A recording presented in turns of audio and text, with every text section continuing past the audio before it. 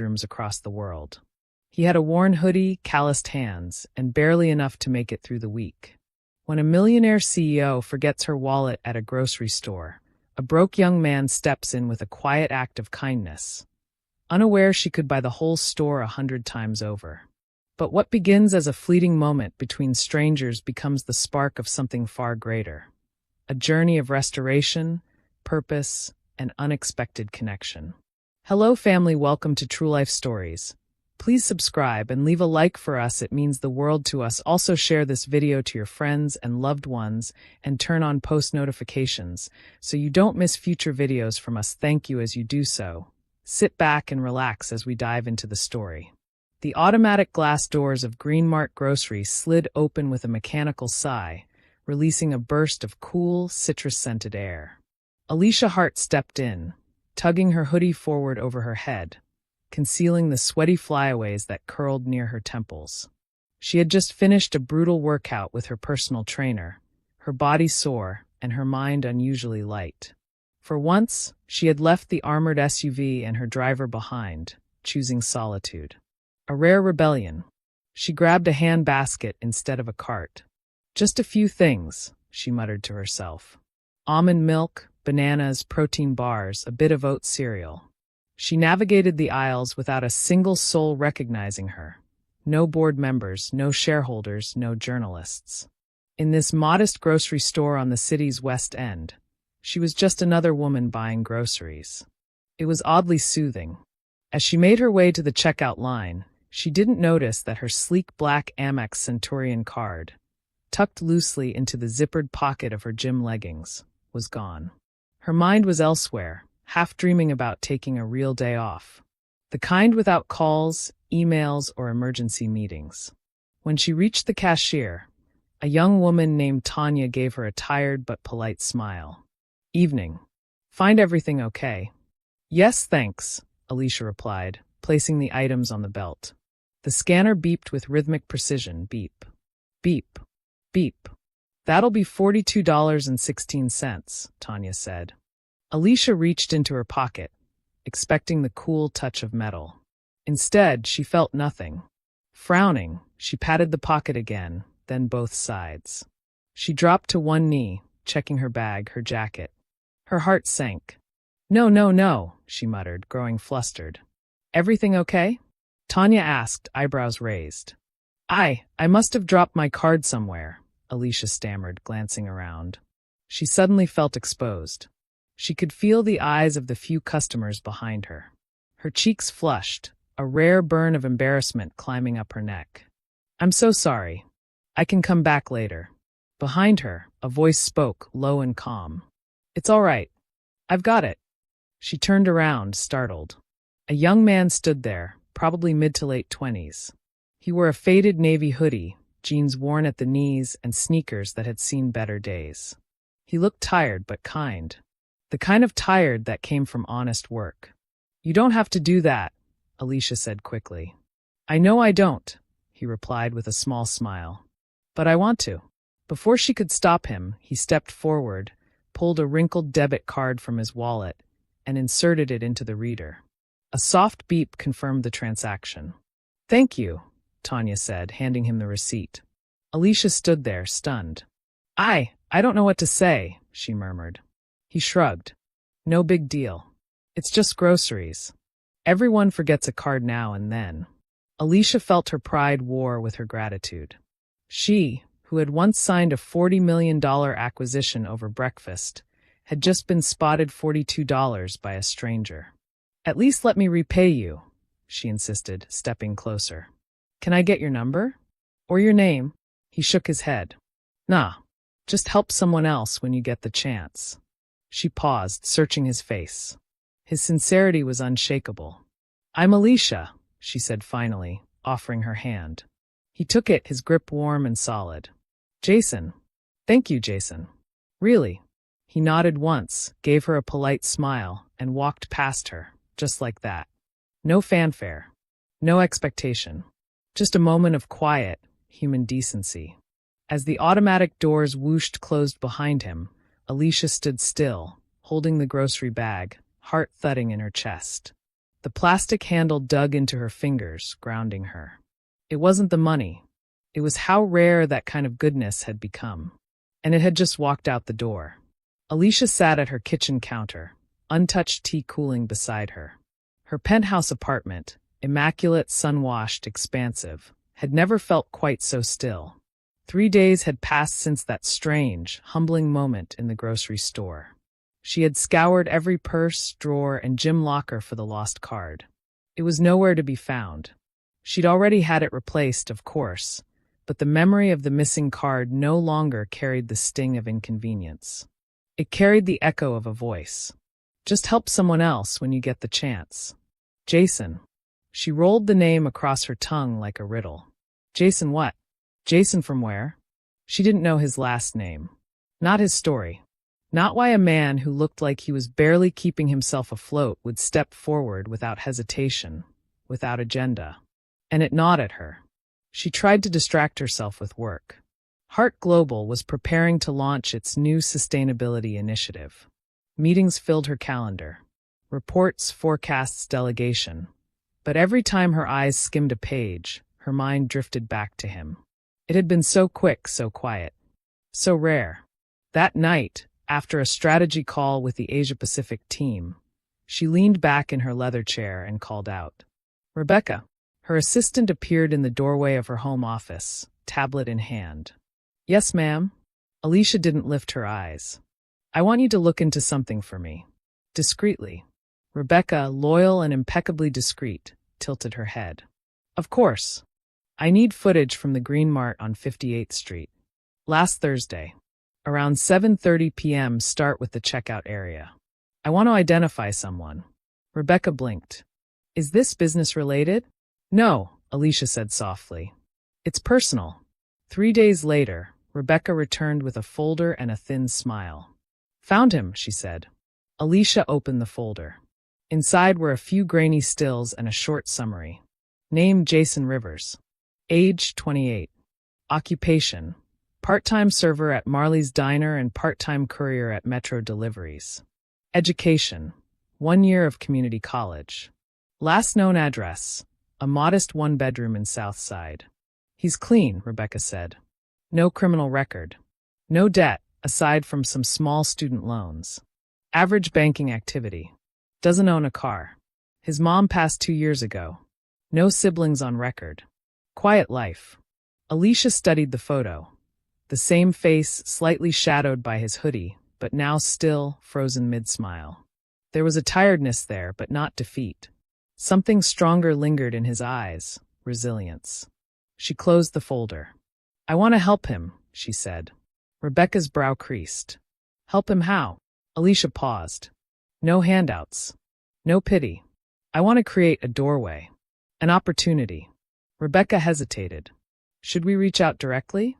No. Not yet, Alicia said. Not as myself. She rose from her chair and crossed to the floor-to-ceiling window, the skyline shimmering with early evening light. Below, the city churned with strangers, each one caught in their own storm, their own small victories. She pressed a hand lightly to the glass. There's a part of me that forgot what it was like, she murmured. To want something and have nothing but your word and your will. Rebecca stayed quiet. Alicia turned, resolve blooming like fire in her chest. I want to fund a grant. Something small but impactful. Through the New Horizons initiative. Anonymous application. Tie it to mentorship. Any criteria? He doesn't need to be perfect. Just willing. And decent. Rebecca nodded, already making notes. And assign him a mentor, Alicia added. Someone who understands both sides of the coin. Who did you have in mind? Alicia smiled slightly. Me. 2 weeks later, Jason Rivers received a letter in his mailbox. Plain, white envelope, no return address, just his name in neat blue ink. He almost threw it out. Inside, he found a neatly typed message. Congratulations, Jason. You've been selected to receive a full sponsorship grant from the New Horizons initiative, based on your community standing and personal resilience. This grant includes full tuition for our small business development track, plus weekly mentorship from a senior volunteer advisor. No repayment necessary. Just promise to pay it forward one day. Welcome to a new chapter. Jason stared at the letter for several minutes, brows drawn tight in suspicion. Nobody ever just gave him things. Not without a catch. Not in his world. But something about the words felt different. Not polished, but genuine. And part of him, the part that hadn't stopped dreaming, told him this might be the moment he'd waited for. He folded the letter, placed it gently on the table, and whispered, to no one in particular, "All right, let's see where this goes." The first time Jason stepped into the New Horizons Development Center, he felt underdressed and overstretched.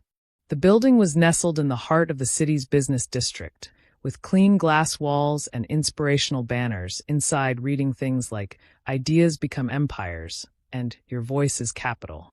He adjusted his thrift store blazer, a size too big, and walked to the reception desk, clutching a folder with his resume, proof of income, and a scribbled business idea he'd nurtured in the margins of an old notebook for 2 years. The receptionist, a young woman with box braids and clear-rimmed glasses, smiled warmly. "You must be Jason Rivers." He gave a surprised nod. "Yeah, that's me. Welcome. You're here for the New Horizons grant intake. We've assigned you a mentor already. She's expecting you upstairs. Elevators to your right." Jason blinked. "That fast?" The woman chuckled. "They don't waste time here." The elevator doors opened to a smaller, quieter floor with soft lighting and floor-to-ceiling windows overlooking the skyline. A few staffers moved in and out of glass offices.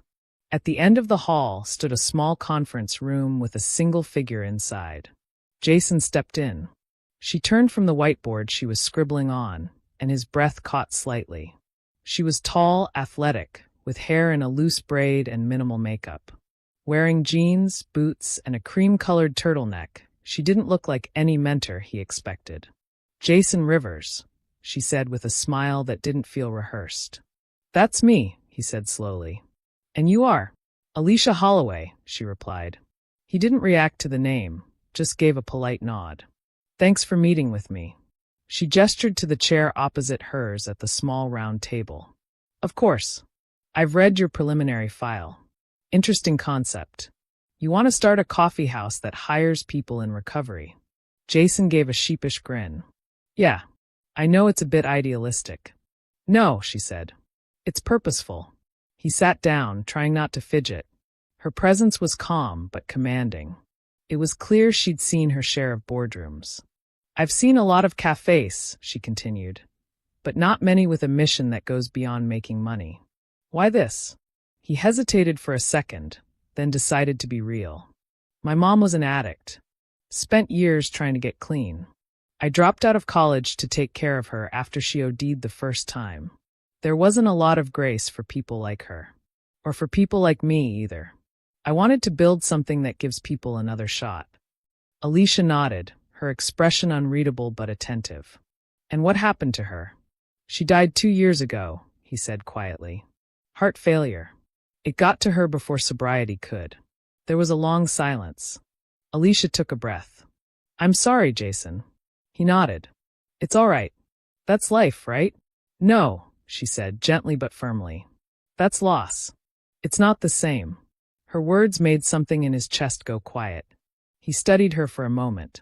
She didn't seem like someone who pitted easily, or spoke without thought.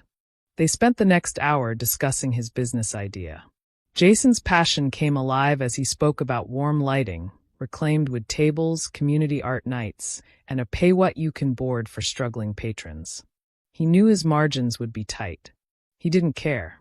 Alicia asked tough questions about profit, sustainability, local suppliers, but she listened. Not once did she belittle his lack of formal education. At the end of the session, she stood and extended her hand. "You've got something here. And not just in your idea. In you." He smiled, unsure what to say. "Alicia Holloway," he said again. "Have we met before?" She smiled lightly. "Not unless you're a boardroom consultant or yoga addict." He laughed. "Definitely not." That night, Alicia sat in her apartment with a glass of wine and the folder marked Jason Rivers spread out on her dining table. She had taken on ments before, But something about this one was different. There was no entitlement in him. No ego. No begging either. Just sincerity, grit, and the aching desire to build something that meant more than just a paycheck. She had donated to 1,000 causes in her lifetime. But this felt like planting a seed with her own hands. She glanced at her phone. Her assistant, Rebecca, had sent her a discreet message earlier. Jason declined the $500 cash token for program enrollees. Said he didn't want to take what someone else might need more. Alicia stared at the message for a long time. This was no longer just a good deed. It was personal. The sun hung low over the city, dipping behind steel towers and casting golden threads across the street below. It was the kind of evening that made time slow down, when the sky was too beautiful to ignore, and even the impatient traffic seemed to soften. Jason Rivers stood at the corner of 9th and E, staring at the cozy little cafe Alicia had chosen for their meeting. Its name, Stanza, was carved into a piece of driftwood above the door. It looked like the kind of place where poets went to break down and baristas knew your name. He adjusted the strap of his worn canvas messenger bag and stepped inside. Alicia was already there, seated near the window, her back straight, sipping something dark from a ceramic mug. She wore a charcoal gray sweater, no makeup, her hair in a simple ponytail. She looked like someone who had nothing to prove, because she'd already done it all. But tonight, she didn't carry herself like a CEO. She looked open. Jason sat across from her, brushing invisible lint from his sleeve. "Sorry if I'm late." "You're not," she said with a small smile. "I'm just early. Old habit." A barista dropped off his coffee, black, no cream, no sugar, and left them in a cocoon of quiet. Jason leaned back, exhaling. "Long day." Alicia nodded. "Me too." He sipped. "My delivery job ran long. I ended up in Midtown during rush hour." "You haven't lived until you've been stuck behind a garbage truck with one working brake light." She laughed, soft and unfiltered. The sound caught him off guard. It was the kind of laugh that let its guard down. He smiled. "Didn't think I'd ever make you laugh over garbage." "You'd be surprised," she replied, amused. "Most of my board meetings feel like the same thing." Jason smirked. "Fair." There was a pause, but it wasn't uncomfortable. Just unspoken curiosity between two people who weren't quite sure where the lines were yet. "I've been thinking about your idea," Alicia said, wrapping her hands around the mug. "Restoration grounds." Jason nodded. "Yeah, I know it's not flashy, but it's the kind of place I needed when I was younger. Somewhere with warmth. Patience. A clean slate." Alicia's eyes softened. "Did you ever find one?" He looked down into his coffee. "No, not really. People talk about second chances, but they usually mean second chances for people who already look good on paper." Silence. "And you?" he asked suddenly. "What brought you into mentoring?" She hesitated, just for a breath. It was the kind of question no one really asked her. Not at board dinners. Not in interviews. Not in the neatly filtered world she lived in. "I had someone do for me what I couldn't do for myself," she said slowly. "When I was younger, a woman I interned under in finance. She saw more in me than I saw in myself. Pulled me out of a mess. Put me back on track." Jason tilted his head. "What kind of mess?" Alicia stirred her coffee with a tiny spoon, eyes flicking away. "I was good at pretending I had it together," she said. "Top of my class. Straight into corporate life. But I didn't have roots. I was chasing perfection. I burned myself out by 25. Anxiety, panic attacks, insomnia. I hid it until I couldn't anymore." Jason was quiet, listening without judgment. "She gave me space to breathe," Alicia continued. "Didn't coddle me. Just reminded me that I wasn't broken, just misplaced." Jason nodded, the corner of his mouth lifting. "That's a good word for it." "What is?" "Misplaced." He looked out the window for a second, then back at her. "I felt like that most of my life. Like I'm always on the edge of something, but never quite inside it. Like the doors open just wide enough for me to see what I'm missing." Alicia felt something tighten in her chest. There was nothing pitiful in his voice. No self-pity. Just honesty. You ever think about quitting? She asked. All the time, he said with a half laugh. But then someone will say something. Or I'll meet someone who believes in what I'm trying to do. And that gets me through the next day. Sometimes that's all it takes. One moment. She looked at him carefully. Do you believe small acts can change a life? He didn't even need time to think. Yeah, I think they can remind you the world still has some good in it. And for the briefest second, Alicia's composure cracked. Because she remembered. She remembered that Thursday night. The crinkle of a paper bag. The scent of ripe bananas. The sound of her own embarrassed laughter. And his voice, I've got it. He had no idea who she was. No idea what she was worth. He had just helped because it was the right thing to do. She opened her mouth to say something real, but stopped herself. It wasn't time yet. Instead, she smiled and stood, gathering her things. Let's walk, she said. He followed her out of the cafe. The air was cooler now, laced with a faint breeze. They walked side by side down the block, past street musicians, open patios, and flickering neon signs. I think this could be something, she said. Your cafe. Your vision. You think so? I do, she said. And if you're ready to build it, I'll be right here with you. Jason didn't reply right away. But his shoulders straightened. His step grew steadier. You don't even know me, he said. Alicia looked straight ahead. Maybe not completely.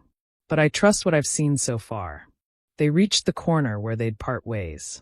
Jason stopped, his voice quiet. Thanks for listening tonight. You didn't have to. She looked at him, then offered a small, knowing smile. Neither did you. And with that, they walked off in opposite directions. Two strangers no longer entirely strangers, bound by stories, wounds, and a growing thread of something real.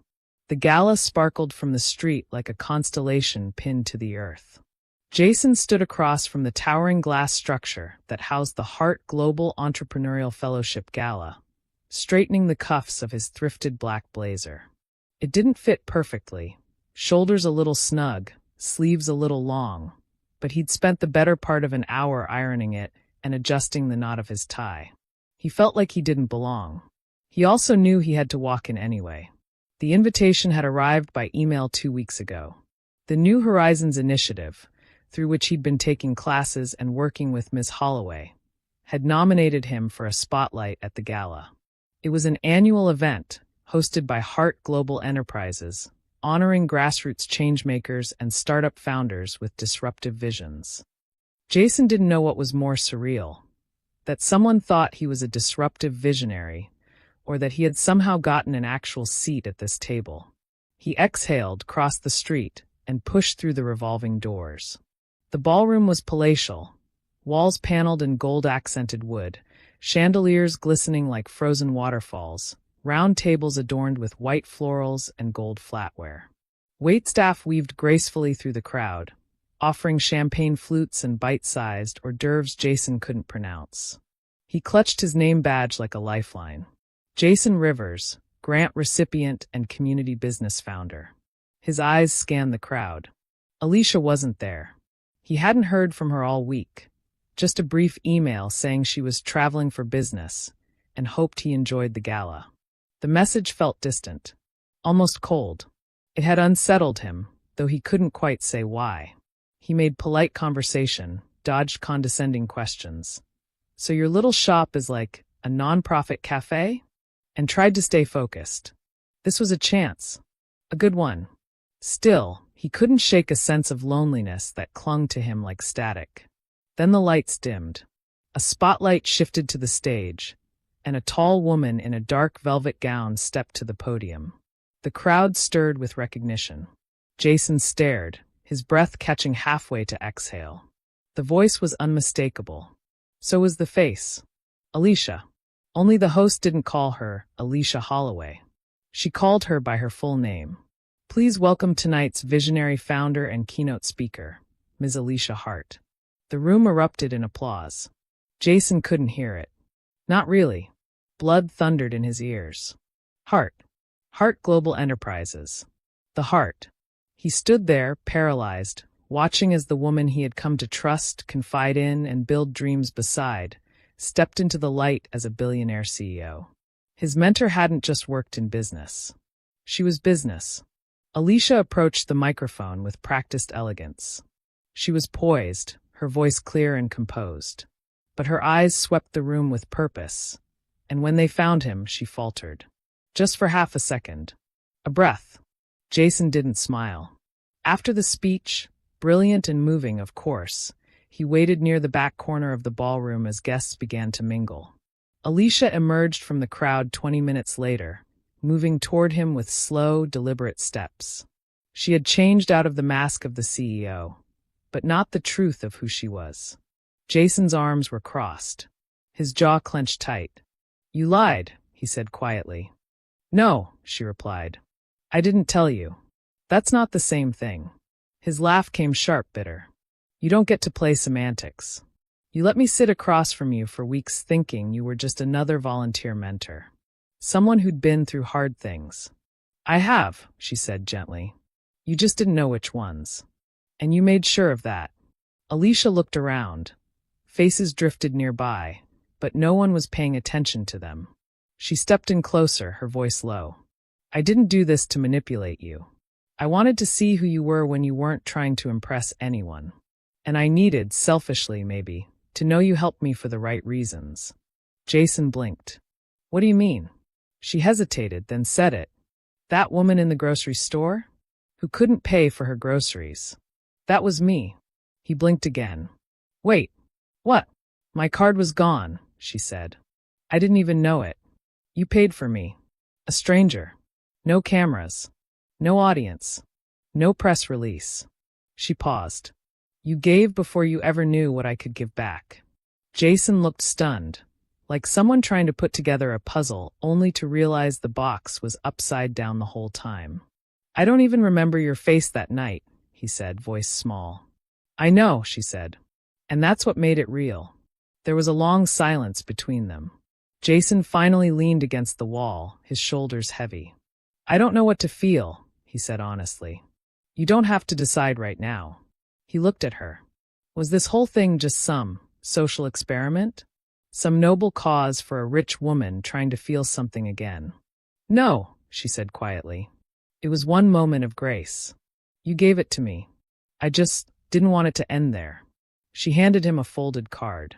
"Come by tomorrow. If you want." Jason looked down at it, then back up. "And if I don't?" "Then you walk away with your integrity intact," she said. "But I hope you come. Because this, us working together, it's bigger than either of us alone." She turned and walked away, disappearing into a crowd that had always been hers. Jason stood there, holding a card he wasn't sure he wanted. But something deep in his chest whispered, "She didn't know you honesty until she knew you'd value it." And now she had offered it freely. The next morning, Jason stood outside an industrial building in Eastbridge, staring at the address written on Alicia's card. 32 Lockwood Avenue. Unit 3A. A former warehouse. Brick exterior. Windows covered in old decals from a bygone coffee roastery. He stood in his usual jeans and worn hoodie, his hand gripping the folded card like it might disappear if he let go. The weight of last night clung to him, Alicia's confession, her honesty, the look in her eyes when she said, "This is bigger than either of us alone." He had almost thrown the card away. Almost. But something in him, curiosity, or maybe something closer to hope, refused to let it go. He pushed the door open. Inside, sunlight poured in through massive windows. Dust motes danced in the air like spirits. It smelled faintly of old wood, spilled coffee beans, and potential. Alicia was already there. Dressed in simple black jeans, white sneakers, and a navy cotton shirt rolled at the sleeves, she didn't look like the woman from the gala. She looked like someone ready to build something with her own hands. Jason hesitated. "You show up early everywhere, don't you?" She glanced up from the blueprint spread across a folding table and smiled. "Old habit." He walked in slowly. The echo of his footsteps in the empty space felt sacred somehow. "This place," he said, looking around. "It's perfect." "It's yours," she said simply. He turned sharply. "What?" "I leased it yesterday. Short term. 6 months. Just enough time to prove your model works." He stared at her like she had spoken in a language only angels used. You don't even know if I'll stay. If I trust you. I'm not asking for trust, she said. I'm offering faith. Silence stretched between them. Then Jason stepped forward and set down the folder he'd brought with hand-drawn sketches, floor plans, and a tattered dream he'd clung to for too long. All right then, he said. Let's build something that matters. The days that followed were electric. Alicia shifted her schedule, cutting back meetings, delegating what could be delegated, so she could be there most mornings. They painted walls, debated over lighting schemes, and argued good-naturedly about whether to install a record player or a sound system. Jason favored analog. Alicia, after one cup of black coffee too many, relented. Jason handled the vision, the feel, how it should feel when someone walked in after a hard day. Alicia handled permits, finances, outreach. They were opposites. She operated like a surgeon, precise, efficient, no wasted energy. He moved like a poet, observant, instinctive, able to see emotion in colors, moods, and texture. But somewhere in the middle, they found rhythm. One afternoon, they sat on the floor, legs crossed, surrounded by sample tile swatches. Jason took a sip of lukewarm coffee from a paper cup and asked, You ever miss it? What? The hunger. The chaos. The grind. Alicia considered it. Sometimes. There's an energy to it. But lately, he raised a brow. Lately, I feel like I'm remembering what I started it all for. Jason didn't speak for a moment. Then, softly, I feel like I'm becoming the kind of man I hope my mother would have been proud of. Alicia looked over, and for once, she didn't reach for words. She just let the silence wrap around them like a shared blanket. Mutual understanding. Pain turned into purpose. They worked late that night, past sundown. As they locked up, Alicia turned to him at the door. She said, if this takes off, we could scale it. Create a franchise model for second chance cafes. Jason grinned. We don't even have chairs yet. I'm thinking ahead. You always do. She smirked. Someone has to. You're still debating what color napkins we should have. Because details matter. He shoved his hands in his pockets and looked at her. Why are you really doing this, Alicia? Not just for me. What's the truth? She hesitated, then answered. I forgot what it felt like to be close to the ground. Where people live. Where things break and get rebuilt by hand. I used to be someone who believed in rebuilding. Somewhere along the line, I started believing only in scaling and profits. And me, he asked. You reminded me that there's still something sacred in the small things, she said. The unrecorded kindnesses. The places that make people feel seen. He didn't smile, but his shoulders relaxed. All right then, he said. Let's give the city something sacred. They stood outside the door of their half-built dream, side by side, not quite touching, but bound by something more than a business plan. And when Jason finally walked away that night, he didn't look back. Because for the first time in years, he wasn't chasing something behind him. He was walking toward it. The week before Restoration Grounds was set to open, the city seemed to lean in with anticipation. The space had transformed, from bare walls and dusty echoes into a warm, living thing. Exposed brick, local art, handcrafted tables, and a reclaimed espresso bar lined with hand-painted tiles. Each design choice whispered welcome. It wasn't polished. It wasn't perfect. It was intentional. Jason stood in the center of the shop that afternoon, wiping his hands on a rag after installing the last light fixture. He looked around with a soft, almost disbelieving expression. I didn't think it would feel this real, he murmured. Alicia, sitting on a stool beside the counter with her laptop, looked up. That's because it is real, she said. And you built it. He smiled, small but sincere. We built it.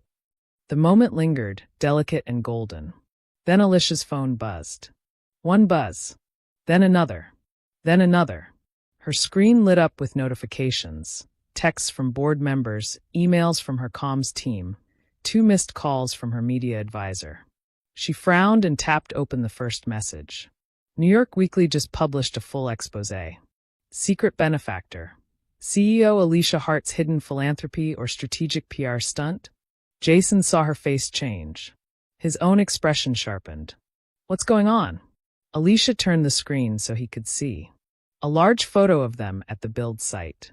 Another from the gala. A third, grainy security footage from the grocery store. His stomach dropped. Who leaked this? I don't know, she said. But it's out now. By evening, the article had been shared over 40,000 times. Social media was ablaze with speculation. Comment threads spiraled in every direction. This is exactly the kind of charity-wrapped PR move billionaires love. Manipulative. She let him believe she was a regular mentor. This man seems genuine. She's just using him for a redemption arc. Or maybe she saw something in him worth investing in. The next day, Jason's phone wouldn't stop ringing. Local reporters. Former classmates. Strangers who claimed to know him. Even 2 podcast hosts asking for interviews. Everyone wanted a quote, a soundbite, a confirmation of the truth. He ignored every call. By late afternoon, Jason sat in the back of the shop, slumped on an unfinished bench. Sawdust still clung to his jeans. He didn't hear Alicia enter until she was standing across from him. I'm sorry, she said quietly. Jason didn't look up. I didn't ask for this, he muttered. I know. I wanted the work to speak for itself. It still can. Not when everyone thinks this was a setup. Alicia exhaled and sat beside him. Not too close. I built empires on how people perceive things, she said. But this was never supposed to be one of them. Jason shook his head, voice rising. You should have known this would blow back. That someone would dig. You're not exactly low profile. I thought if I stayed quiet long enough, it wouldn't matter. I just wanted to help without the noise. He looked at her now. Really looked. I don't need help that comes with a spotlight, Alicia. Her shoulders stiffened. He could see the hurt flash across her face, but she masked it quickly. She nodded. Then let's fight this. Not with interviews. With action. Jason's laugh was bitter. People don't care about action. They care about headlines. Then give them a different one. He turned sharply. What? She stood, took a breath, then said. Let's open anyway. Right on time. No press release. No ribbon cutting. Just people. Just coffee. Just kindness. And if anyone wants to know what we are, let them see it for themselves. Jason studied her. There was steel in her eyes. Not arrogance. Not entitlement. Conviction. His own voice softened. What if no one comes? She shrugged. Then we'll drink a lot of coffee that day. He huffed a short, reluctant laugh. She reached into her coat pocket and pulled out 2 envelopes. I had these printed yesterday before all of this broke. She handed him one. Inside was a hand-pressed invitation, simple and clean. Join us for the soft opening of Restoration Grounds, where broken stories turn into bold beginnings. Coffee. Community. Grace. No speeches. Just purpose. Jason held the card in his hand like it was something sacred. His throat tightened. I don't know if I'm ready. You don't have to be, she said gently. You just have to show up. That night, as the city buzzed with gossip and speculation, Jason unlocked the cafe alone. He turned on the lights, brewed a fresh pot of coffee, and placed one of the invites under a sugar jar on the counter. And then he sat. In the silence. In the uncertainty. In the storm. Because some things are worth standing in the rain for. It was still dark when Jason arrived at Restoration Grounds on opening day. The city outside was hushed, caught between the final hours of night and the reluctant stir of morning. The sidewalks were slick with dew. Street lamps still flickered overhead, holding back the rising sun. He turned the key slowly in the front door's lock and stepped into the warmth of the cafe, inhaling the familiar scent of ground coffee and pine from the wooden countertops. The air held a stillness that reminded him of Sunday mornings when he was a kid, right before his mother woke up and turned on the radio, humming gospel and frying eggs in the pan. He lit the pendant lights above the espresso bar, one by one. The soft golden glow spilled across the space, painting the brick walls and mismatched wooden chairs in soft amber. He wasn't sure if anyone would come. He didn't care. He just knew he had to open the doors. At 6:57 a.m., Jason tied his apron behind his back and stood at the register, rubbing his palms together. He glanced at the front window. Empty street. 7 a.m. came with no fanfare.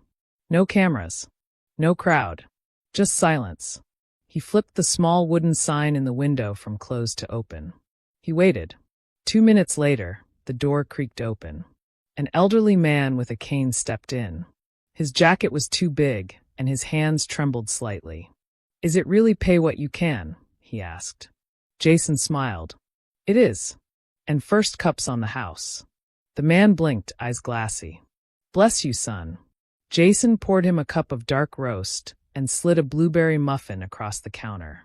By 7:15, 2 more customers trickled in. By 7:35, the cafe had 8 patrons. By 8 o'clock, every table was full.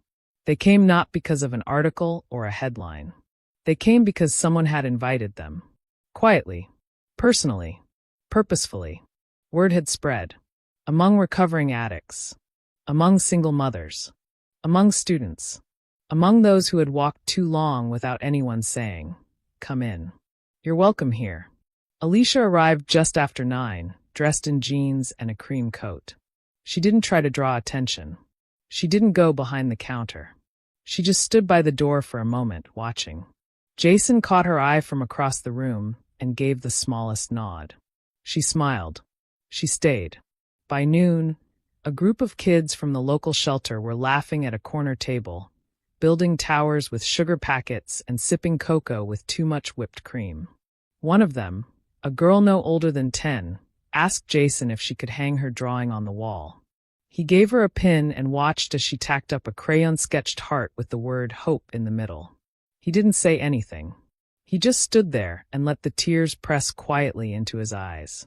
Later that afternoon, when the lunch rush slowed, Jason found Alicia on the rooftop patio she'd helped refurbish with recycled furniture and potted herbs. She sat at a wooden table with 2 mugs of coffee in front of her. He sat across from her, sun-washed and tired in the best kind of way. "I didn't think it would work," he said. She handed him the second mug. "I did." He sipped, then glanced sideways at her. "You always this sure of yourself?" "No," she admitted. "But I've always been sure of people who lead with grace." They sat in silence for a few moments, listening to the city breathe below them. The occasional honk. The thrum of tires. Distant laughter from the street. Finally, Jason said, "When I saw that article, I thought it ruined everything. I thought it meant this wasn't real." Alicia looked down at her mug, her fingers curling around the warmth. "But it was real before anyone else knew about it," she said. "It was real when you handed a stranger a few groceries and asked for nothing back. It was real when you came in early and stayed late. When you told me about your mom." She looked up. "You didn't need the world to believe in it. You just needed to remember that you did." He studied her face. There was no mask now. No disguise. Just the woman who had once been mistaken for ordinary, and had let that moment change her forever. He leaned back and said quietly, "So what now?" Alicia tilted her head, a smile playing at the edge of her lips. "Now," she said, "we do what we came here to do. Pour coffee. Listen well. Make space." She stood, brushed the sleeve of her coat, and added, "And maybe, just maybe, remind people that it's not too late to begin again." Jason nodded, his voice thick. "Yeah." She looked at him, something warm and vulnerable flickering in her eyes. "You know," she said, "you restored more than a dream in this place. You restored a part of me I thought I'd buried beneath success." He didn't answer. He just reached out and placed his hand lightly on hers. The moment held. No declarations. No fairy tale endings. Just connection. Just grace. That night, the final customer left just after closing. Jason locked the front door and stood in the middle of the empty cafe, breathing it all in. The quiet hum of the fridge. The faint smell of cinnamon and espresso. The child's crayon drawing still pinned to the wall. He turned out the lights. And for the first time in his life, as the darkness wrapped around him, he didn't feel alone. We have come to the end of the story. I hope you enjoyed it. Leave a like and subscribe to my YouTube channel for more interesting stories.